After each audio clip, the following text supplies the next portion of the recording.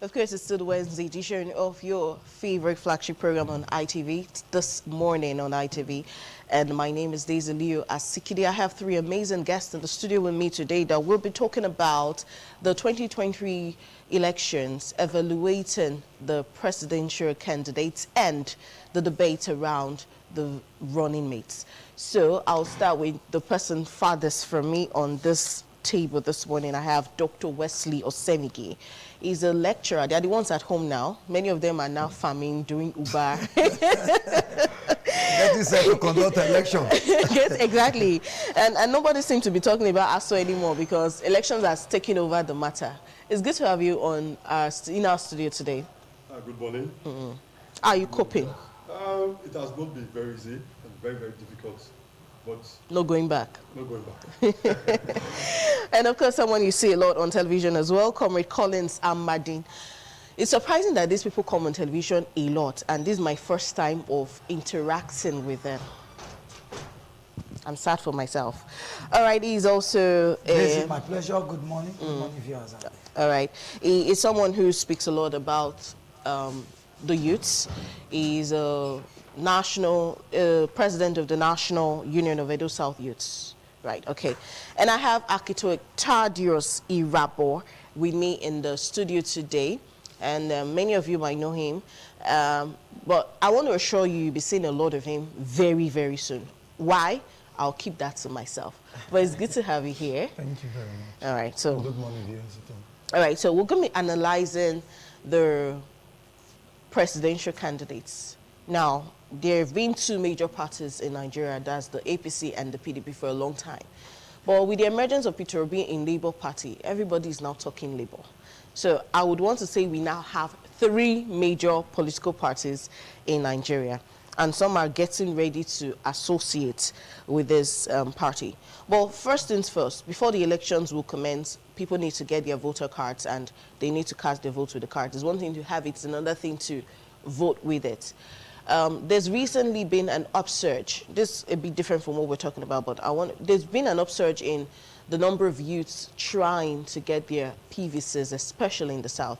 Could this possibly be as a result of would you say it's because of one of the presidential candidates? That's why youths are clamoring for their PVCs, because they're just tired, enough is enough? Or they're just doing this because we saw videos of pastors telling their members, if you don't have cards, no mass. So are they doing this to just satisfy their conscience or to open bank accounts? So what do you think is the cause of the upsurge? I'm directing this question to architect, Dr. Wesley. Thank you very much. First and foremost, I would like to begin by saying that though we have two major political parties, the third force per se is not, we're not looking at it from the angle that it's a major political party. But we are looking at the fact that it's an important individual in the annals of the history of democracy and Nigeria as a factor. If we are going to remain one, if we are going to remain, among to compete with the Committee of Nations. Now, why did I say that? If you look at the history of this, Nigerian democracy beginning from 1999, okay, let me even take it beyond that. Now, I stumbled into an article written by one Samuel Konawole, where he took time to look at the history of Nigeria. These are facts. Specifically, in 1988, he picked up a magazine. As at 1988, 30th of May. Then one of the columns in that magazine was that NEPA, a nation in darkness. At that time, we're still striving to get to, 3,000 to 4,000 megawatt generation. As we speak, we have the period of PDP from 1999, which ended in 2015, which the APC began and led us to. Today, what can we speak in terms of power generation in this country? What can people say in terms of poverty? The Nigerians have never been so impoverished. The level of hunger, the level of impoverishment in this land is unprecedented. As far as the country Nigeria is concerned. But these two major political parties, they've led us to where we are today. Now, the third force we are speaking about, Peter Obi. Peter Obi is one man that demonstrated, even when he was a governor in Anambra State, he demonstrated that he's a man of integrity. He demonstrated that he's a technocrat. He demonstrated that his competence. What shocked me the most, that when he was leaving as a governor in Anambra State, that was in 2014, he handed over, the money he left was 86.6 billion to the coffer, where William Obiano took over from. Which, tell me, analyze the history, which governor in our state, in the country, have done that? So, to me, it's a force to reckon with, and like you rightly said, it's the reason why we have a lot of youths. People are coming out. This is natural. It's just natural. It's not like, for example, I'm not a Labour Party card carrying member. No, I'm not at all. But arising from the situation that Nigerians have gone through, the torment, the excruciating pains Nigerians have gone through in the hands of PDP and APC, we cannot afford this time around again to go through, the road they are planning to lead us through again. We are for Obi. We want to go the way of Obi. The youth are resolved. People are resolved. Not just the youth. People, intellectuals, civilized people who have suffered in the hands of these two major political parties. We've resolved, and we are committed. So you think the upsurge is because of Peter Obi? Because of Peter Obi. The other two political parties, they are wavering because of Obi emergence. Are you sure? Why are you laughing? Because of amazement. Okay, well, we just read an headline on one of our national dailies that presidential aspirant Atiku is going to most likely pick Wike. It's not conclusive. But do you really think Wike is the best person to work hand in hand with Atiku? And can these two forces really deliver the Nigeria? Let's not put both of them together because it's not concluded. Can Atiku deliver the Nigeria we are looking for to us? That's my question. To him, Comrade Collins. Oh, thank you very much. Ordinarily, I thought it was my PDP brother who was going to go in there. But anyway, you are giving us opportunity to share more. No, just speak your mind first. But however, quickly before I come in there, I want to appreciate my lecturer and my Labour Party member for energizing so much on our leader, our friend, Peter Obi. But however, I am sure he also not well informed about the man he was actually talking about. But the Peter Obi that we know, that I know, is in his fourth party now. I think the fifth party, he has been in PDP, moved back to APGA, back to PDP, back to NNPP, APGA, now to Labour Party. That also means he's not even steady. We cannot even be sure of what he really wants.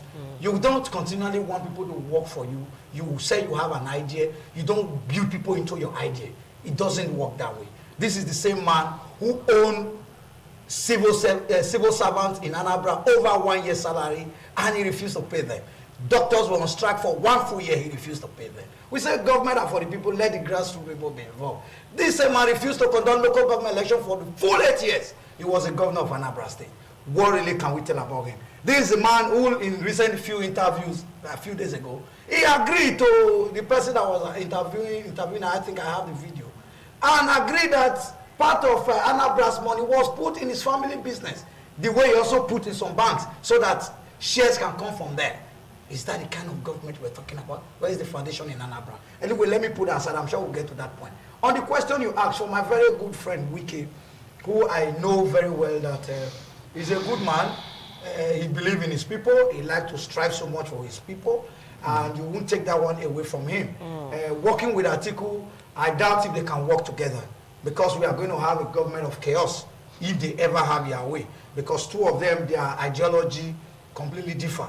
And their presidential candidate is one man I think I once worked for.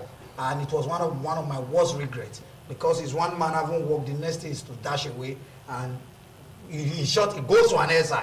and never returned back. I think that's the problem he continually had when he continually aspired. I'm sure that's why since 1992 he has been aspiring, and people have never really believed to put him there.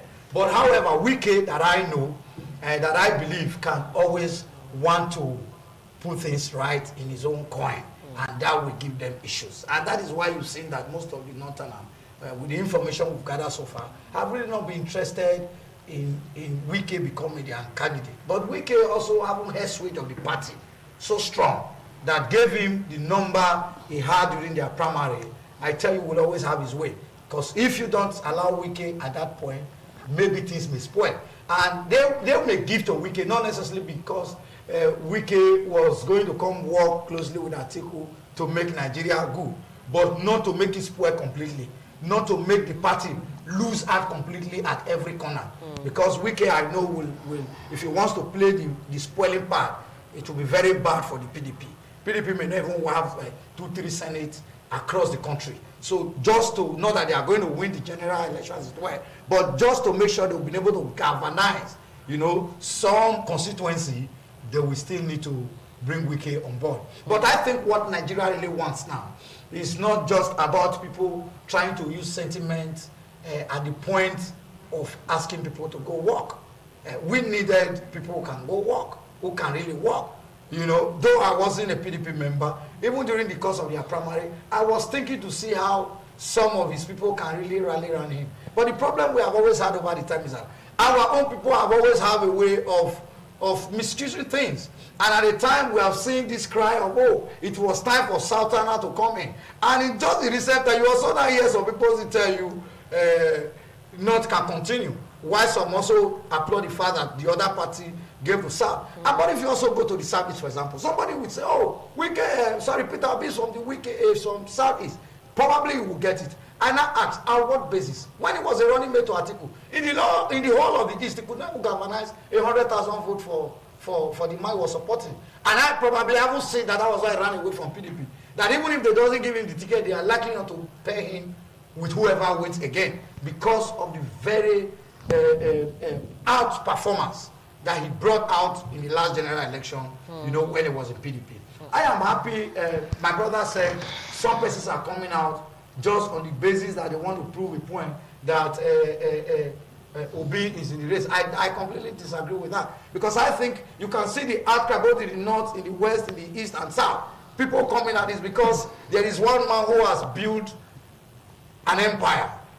Not just an empire of himself, an empire, an enclave that had covered so many people. He did not just build Lagos. He went above Lagos to build the entire Southeast. He went outside Southeast, started building parts of the North, and building building institutions. His name has become an enigma, a positive one, that indeed everybody wants. How did you do this? How did you set up foundations that are still moving? How did you build? This is a man that doesn't have just first 11. He has first 11, second 11, third 11, fourth 11. Even if you feel you are too close, you can mesmerize. He can do without you. And that was what you saw in the APC primaries. Even when some wanted to do as if they were Superman, he wasn't even talking. Another one fit in. So even when it comes to working with people, he had a lot of brains that he will work with when he gets there. And that is not that person, but Bola Ahmed Asiwaju. That I'm trying to say that is a man APC have done so well by bringing or allowing a free and fair primary. Okay. Even when they wanted to be a system of then say, yes. But they said didn't work. Okay. Because he was already on ground. I have my thoughts about that primary, and I'm going to ask you that. But quickly, let's quickly come to Architect Thaddeus. I know you're a PDP member, so do you think, what does PDP have to offer that we should trust them again? We've trusted you people before. For 16 years. We've trusted, and it was because most people were fed up with the way things were run. That's why a lot of people voted for President Buhari first tenure. It wasn't about rigging. People in the South, even I had friends who were ready to be shot. They are not members of the APC. They are not members of any party. They just wanted change. And that was, PDP was the one in government. So why should we trust the PDP again? Okay, I think it is obvious why the people should trust the PDP again. in our dialect, they said, if woman not marry 2 husbands, they not go know which one better pass. It was prompt, it was perfect that we gave APC a chance. And today, we have seen the difference between APC and PDP. It's like light and darkness. During PDP, a bag of rice was 8,500. Today, it's 30,000 naira. If we can get Nigeria back to that way, I think Nigeria will be perfect. If we can sell diesel for 180 naira per litre, against 850, Nigerians will clap for PDP again. If we can bring dollar from 600 naira plus to 170 naira, I think Nigeria will be heaven. If we can bring fuel back to 97 naira against 165, even 200 as the case may be, I think Nigeria wants that. If Nigeria can go back to the ability for you to drive from Edo State to Abuja without fear of being kidnapped on the way, without fear of looking for ransom before you travel, I think Nigeria will be very, very happy. If Nigerians can move again from Abuja to Kaduna without military, even borrowing an extra security force to travel, I think Nigeria will be happy. If people can sleep again with their 2 eyes closed, Nigeria will be safe haven for everybody. That is why the PDP needs to come back. At least we've tried both parties. We have seen the difference between, it's like light and darkness. You can't compare them. If Nigeria can go back to 2017, I think Nigeria will be a better place for everybody. That is why PDP needs to come back to salvage, to clean the mess APC have created in the past 6 years. Okay. I'm still very surprised at this time that I hear somebody talking about, oh, PDP did this. PDP, you people thought PDP did not do the right thing. That's why PDP, they were all voted out. But seven years down the line, everybody, we are all clamoring for PDP again. Let me go back to the issue of Tinubu. Will Nigeria be happy to have a president that runs Lagos State like a personal business? Just as we have FRIC, we also have Edo Internal Generated Revenue Board.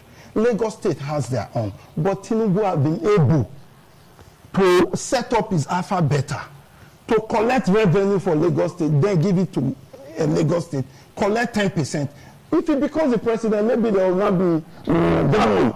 He will not do Ghana. That is for the whole federal government. Where FRIC will be redundant, there will be an organization that will not collect Nigerians' money, pay to federal government, while Tinubu takes 10% of it.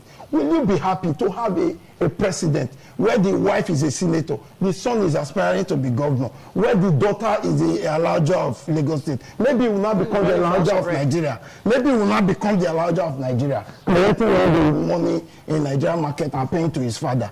Is that the kind of leadership we are thinking about? Have you been to Lagos? The infrastructural decay for the past 23 years, APC have run Lagos and they have run it aground. Go to River State, you will check the infrastructural development. I have a project currently going on in River State. It's safe haven. You drive all the length and breadth of River State, you will not see one single portal enter Ekpe Road. Your motor, if your tire not pull, not come be charges. Go to mainland, drive around the Keja, drive around Abule, go to that area. There is no road at all in Lagos. Tinubu has branded Lagos State with all the resources. Lagos is the richest state in Nigeria. Go there, you will not see anything to write home about. Traffic everywhere. Nothing. The light rail that they said they will build today, it has not been actualized. Is that the kind of character? Okay, there was something you talked about insecurity, and you said it's worse off. Yes. It's not a lie. It's worse off. It's really sad. But insecurity became a major issue in the time when PDP was in government. In fact, we made global headline with the Chibok girl story. Yeah. So, in Benin, I'm a Benin girl. They'll say, Omuria logo, you know. It's not hard to spoil things. Nigeria seems to have worsened. Well, do you think it's really going to be easy to get back to what we used to be? Not forgetting there's your presidential candidate was in power when things started getting bad. Can he really get us back to what? That is not true. Even the insecurity that was so celebrated, that even made them to vote out Jonathan, was just at the eclipse of Borno and part of Yobe, some few local governments. But right now, just watch what happened in our war in the southeast. Go to Edo, everywhere kidnapping. to the extent that below these are setting up security network because of the insecurity. Even before Jonathan was voted out, you remember that he extended the election with just 2 weeks. During that 2 weeks, Boko Haram was almost flushed out of Nigeria because money was raised to improve the military equipment to fight these insurgents, and we saw results. But right now, individuals have resorted to their personal. They say they kidnap you. There's only contacting police or soldiers. If they just kidnap you, your family will go. They just kidnapped my my uncle in Abuja. He was going to church early morning service in Winners. He was driving and they just took him with his car and they left.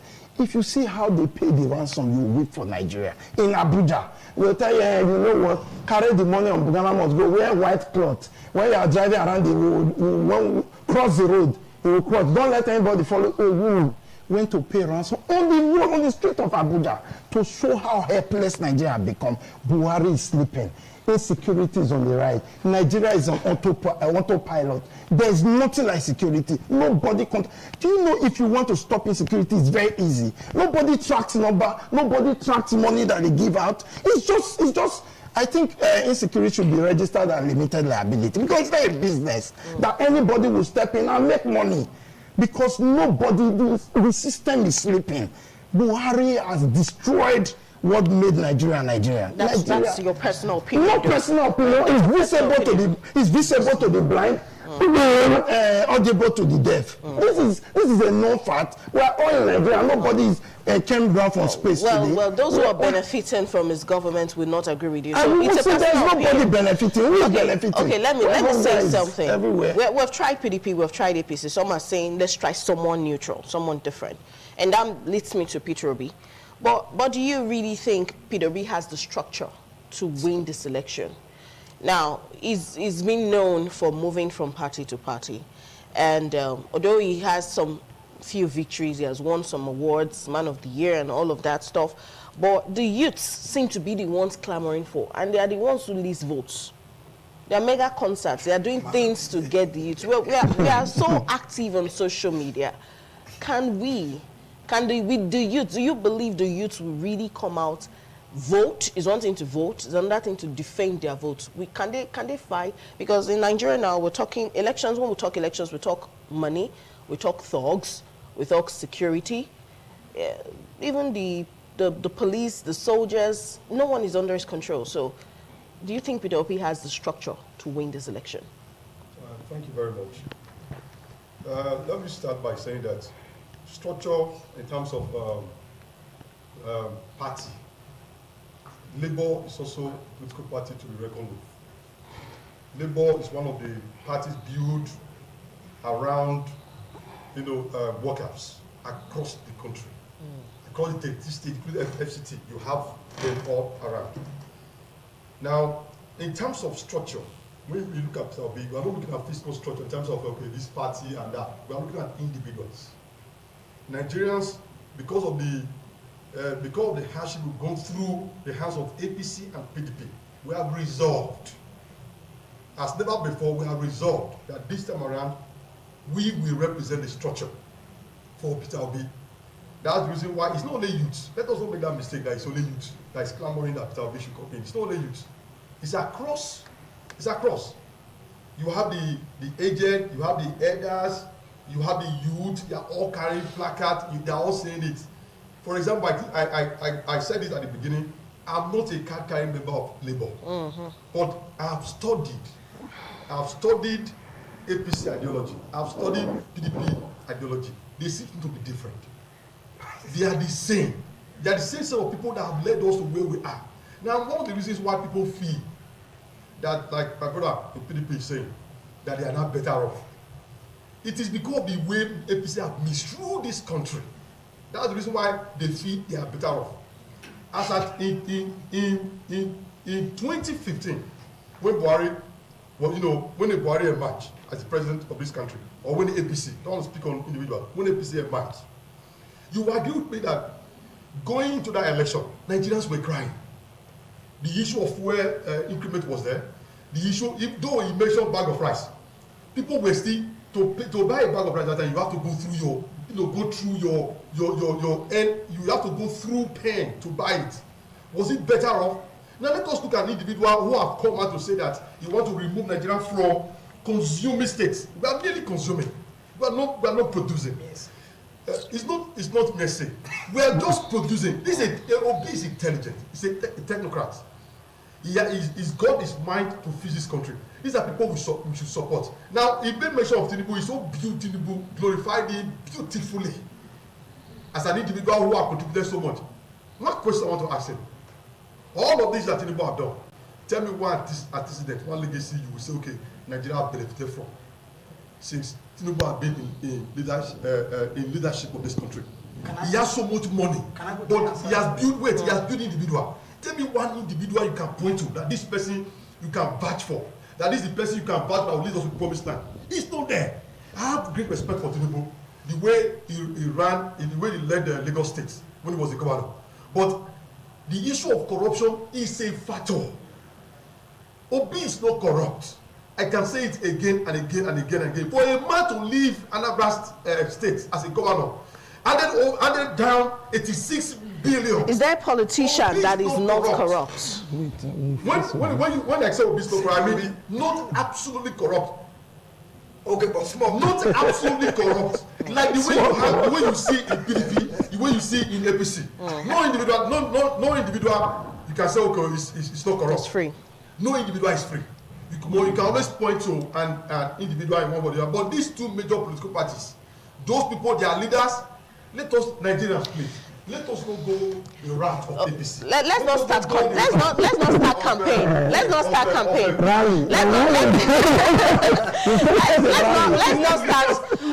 campaign, because let me say something. I have my personal fears about Labour Party. Peradventure, they win this election somehow. What's the difference? What's the assurance they are not going to be the same way we feel the PDP is and the APC is? Politicians are known for moving around. They hop from party to party. If Labour becomes the ruling party, won't the people who corrupted the APC and the PDP join the Labour Party? And then what now becomes of the Labour Party? Is he going to be able to say, we don't need any extra persons? Can he really do that? He's going to have to work with people. Yes. But Obi is going to work with people, rightly. He's not going to work with spirits, he's going to work with angels, he's going to work with people. Now, if you look at Obi carefully, his body language, look at the way he opted out from the PDP party on the ground of election. Atiku, spread dollars around.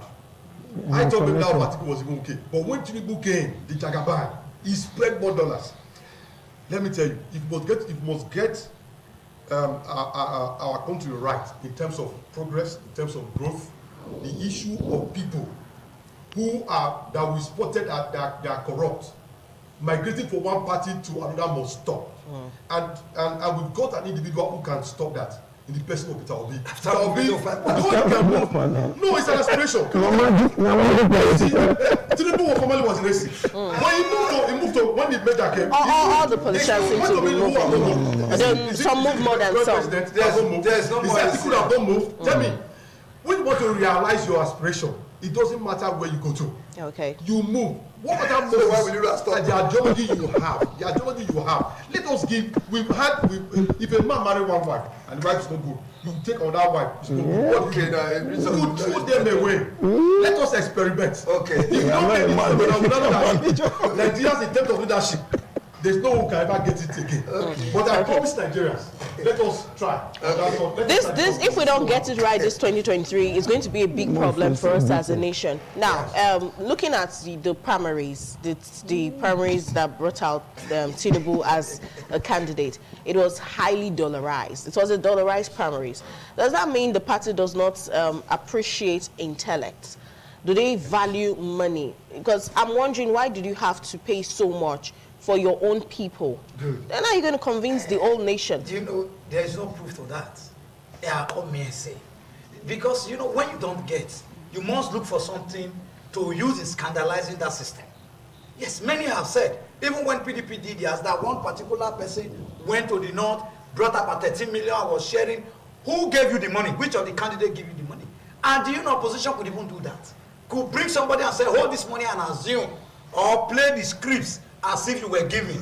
This is Nigeria. Nigeria sometimes become very fragile. You know, sometimes our people have been seen to be very gullible. That is why people like Peter Obi can come out and go to social media and be buying and be sending people free recharge card, to be buying data, to just be saying all they are saying. But however, now let me tell you, I was happy while you were having your group discussion. You almost helped us as people to get to a certain point. Now, why have I said that? When President Muhammadu Buhari came on board, he came on board in a very solidified arrangement to build a new Nigeria with an ideology of a very long time opposition parties. The ACN, the CPC, some part of ANPP, because some did not also come, then some part of ABGA, led by Okorocha, and some driven away PDP member, led by Bukola Saraki, who needed a refuge, so they used the opportunity to give them refuge. Now, at the end of the day, it became a conglomerate of so many interests. But however, even those that came knew the original owners. But you know his party. They will now begin to tell you this quarter, this quarter, this quarter.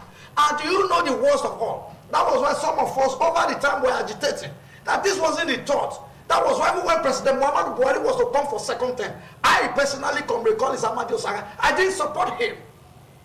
I didn't vote for him. I have to excuse myself officially from the party within that period. And later, because also the governor was also part of, Governor Baza was also part of why I excused myself too. Let me join the two of them together. But when Obaleke was also coming to come and meet me here, I have to run back. Because I told the leadership of PDP, I can't be in the same boat with the governor. Because I know him over the time, but that on one side.